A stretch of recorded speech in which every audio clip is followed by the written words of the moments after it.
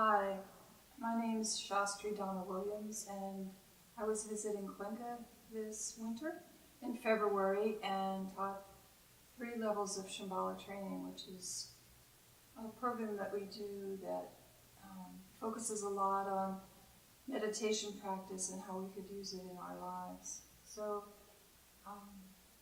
the folks there, Paul and Craig and Lucy and Nancy and some folks like that, asked me if I would do a meditation instruction that you could use at your Sunday programs.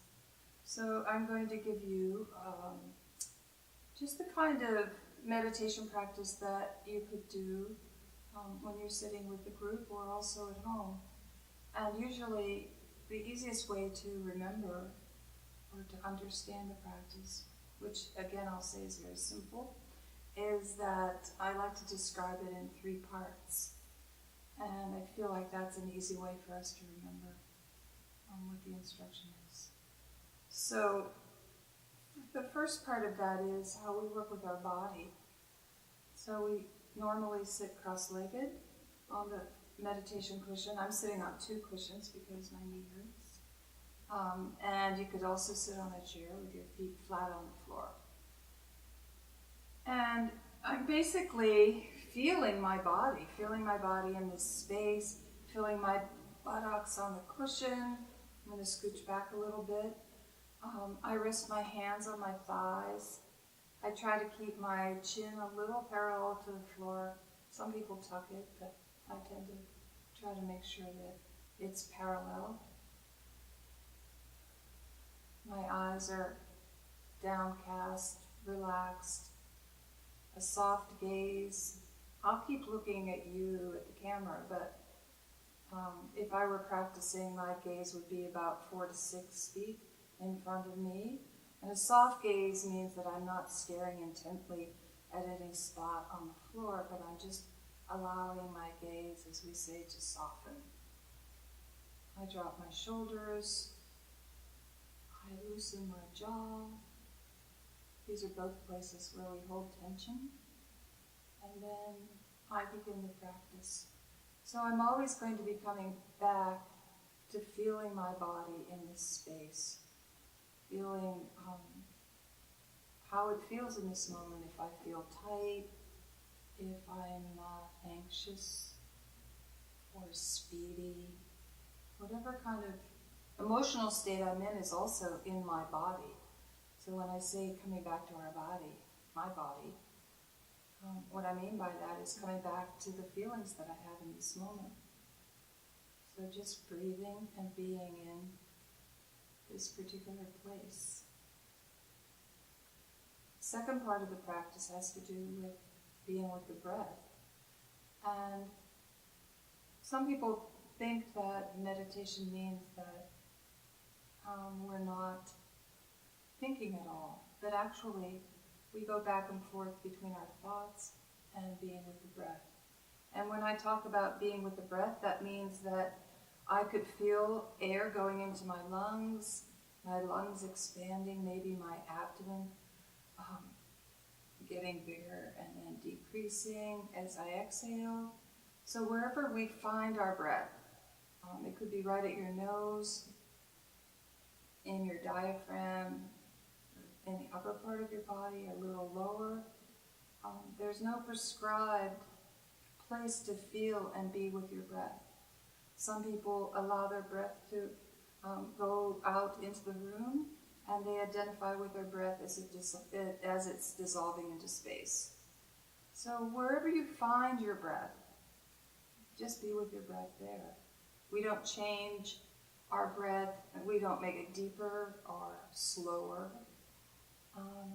We don't do any particular tricks, just this way of confirming that we're here and that we're alive.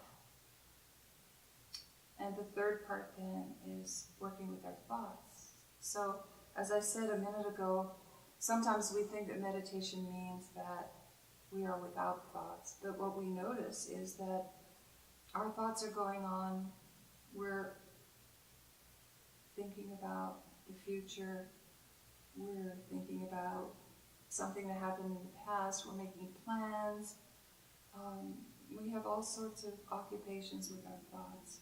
But at some point, our thoughts just kind of collapse, and we come back to being with our breath and being in our body. So that's fundamentally the technique.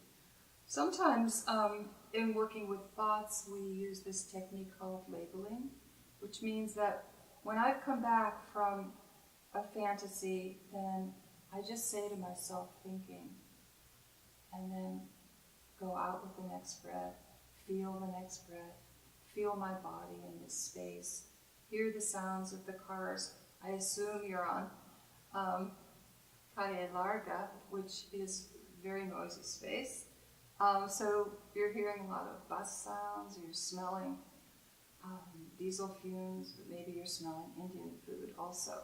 So all of these things are included when we're feeling our body in this place. So we're resting there in our body, and then we're working with our breath.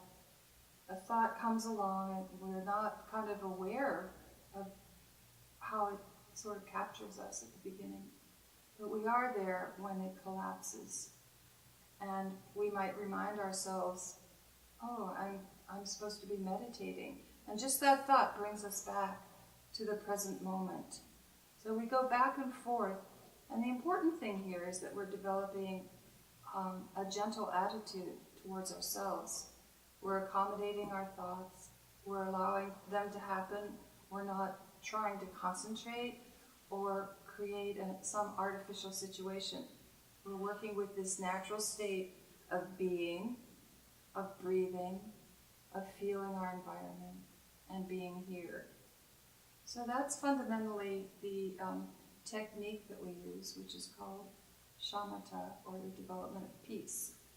And you might not feel peaceful, you might think, gee, why did I waste an hour sitting in that room? But over time, we really begin to unwind and slow down and actually notice what we're thinking about, how important it is, what it feels like to be in our body. We develop sometimes an appreciation of boredom. We're so used to doing things, of running around all the time, of being preoccupied. So there's this quality of settling. Maybe development of peace is too ambitious, but there are qualities that we develop when we meditate. So I hope this finds you well. I miss Cuenca.